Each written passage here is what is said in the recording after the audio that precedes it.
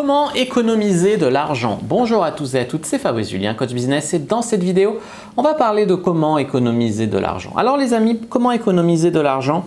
Déjà, quand vous avez envie de faire un achat qui serait peut-être un peu impulsif, c'est « Ah, il me faut cette écharpe, il me faut ces chaussures, il me faut ce… » Dites-vous, je vais me donner 24 heures. Vous pouvez choisir un taux, ça dépend de vos moyens, mais un seuil au-delà duquel vous ne faites pas d'achat impulsif. Ça peut être 50 euros, 20 euros, 100 euros. Ça dépend de vos finances. Et vous dites, pour une dépense telle, eh bien, moi, je vais attendre 24 heures. Si j'en ai toujours envie, là, je vais aller l'acheter. Il y a des choses que vous pouvez faire vous-même. Par exemple, si vous vous donnez un peu d'effort, vous pouvez économiser 200 euros de plombier en faisant vous-même. Après, il ne s'agit pas de faire une catastrophe. Si tu fais une catastrophe, ça va te coûter plus cher la sauce que le poisson, d'accord? C'est comme quand je dis qu'il faut attendre 24 heures. Si vous êtes à un endroit où il y a 2 heures de route, finalement, y retourner le lendemain après avoir réfléchi, ça coûte plus cher que de l'acheter tout de suite. Donc voilà, il faut bien mettre les choses en perspective. Mais dans la mesure où c'est à côté de chez vous et où vous avez les compétences, il vaut mieux attendre 24 heures avant de faire un achat pour que ce ne soit pas un achat impulsif, voir si vous en avez vraiment envie, si ça va vraiment où si ça va vraiment vous être utile. Et si aussi pour faire des réparations, plein de trucs qu'on peut faire soi-même qui sont vendus la peau du cul à l'extérieur, voir les talents que vous avez pour faire vous-même et donc économiser. Faire vos comptes, ça va vous permettre de voir ce que vous dépensez. Peut-être que vous n'avez pas conscience, mais vous dépensez un argent fou dans des trucs inutiles. Peut-être que vous avez des abonnements qui ne vous servent plus. Peut-être que vous avez plein de trucs. Il faut surveiller ces comptes. Moi, j'ai vu que des fois, on me prélevait des trucs. Je ne m'en sers plus depuis des mois de ça. Tu vois, genre assurance pour ton ordinateur, il te prélève. Et en fait, l'ordinateur, tu l'as plus depuis longtemps. Tu vois. Et il y a des trucs à surveiller comme ça dans son budget. Établir un budget, c'est bien. Ça, vous voyez quels sont par exemple 3 mois, vous voyez en faisant vos comptes, vous dépensez tant pour la nourriture, tant pour le logement, tant en loisirs, tant en ci, tant en ça. Et ça vous permet de voir des zones de dépenses où vous pouvez améliorer. Ça vous permet de faire des budgets. C'est-à-dire par exemple, je joue au paris sportif, je me mets quand même la limite de ne pas en dépenser plus de 200 euros par mois ou 200 euros par mois. Vous mettez un budget, vous vous y tenez. Que vous gagniez ou que vous perdiez, c'est votre budget. Voilà, ça c'est une chose. Tant en loyer, tant en machin, ça évite de vivre au-dessus de ses moyens, d'être dans le rouge, de devoir s'endetter pour payer ses dettes, d'être encore plus endetté parce qu'on n'arrive pas à rembourser et ainsi de suite.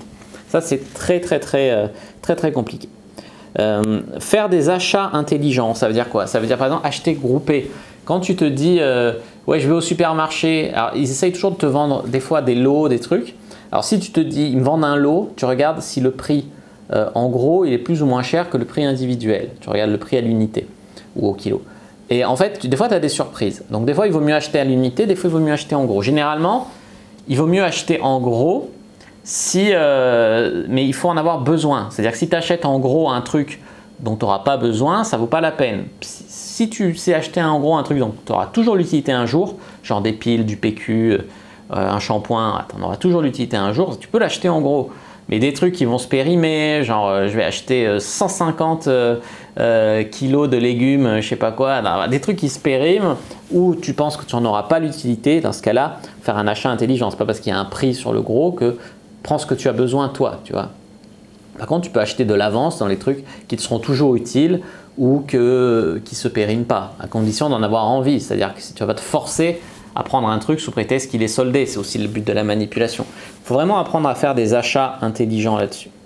Éviter les frais bancaires, c'est intéressant dans le sens où tu peux aller sur des banques en ligne ou négocier des fois avec ton banquier. Surveiller, ça va un peu avec surveiller ses comptes, ça. Donc les frais bancaires.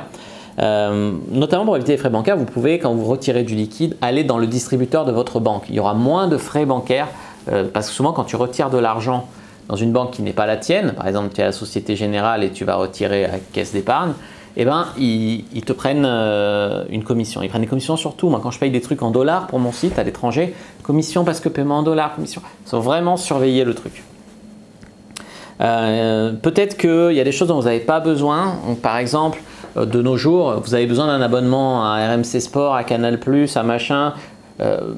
Tu peux tout avoir en streaming. Ou alors, les amis, vous n'avez pas besoin d'écran. Si vous avez votre ordi, vous pouvez même avoir votre abonnement et tout regarder. Ça vous fait économiser la taxe audiovisuelle.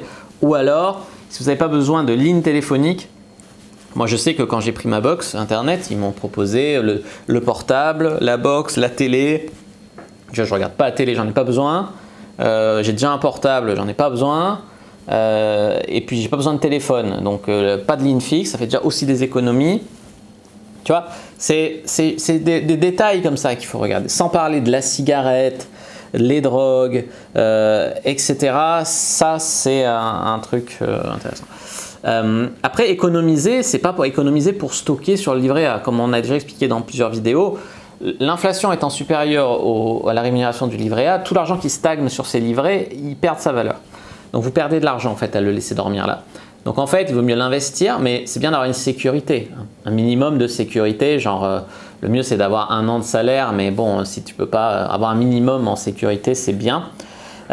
Et dernier point pour économiser à long terme, acheter de la qualité. Tu achètes une paire de chaussures très bonne qualité qui est plus chère à 150 € et qu'elle te tient 5 ans, tu économises par rapport à si tu achètes une paire de chaussures de mauvaise qualité qui coûte que 50 €, donc 3 fois moins cher, mais que tu dois changer tous les ans. Parce qu'au bout de 5 ans, tu as dépensé 250 € dans un cas, 150 dans l'autre. Voilà, donc ça c'est vraiment des pistes pour vraiment apprendre à économiser.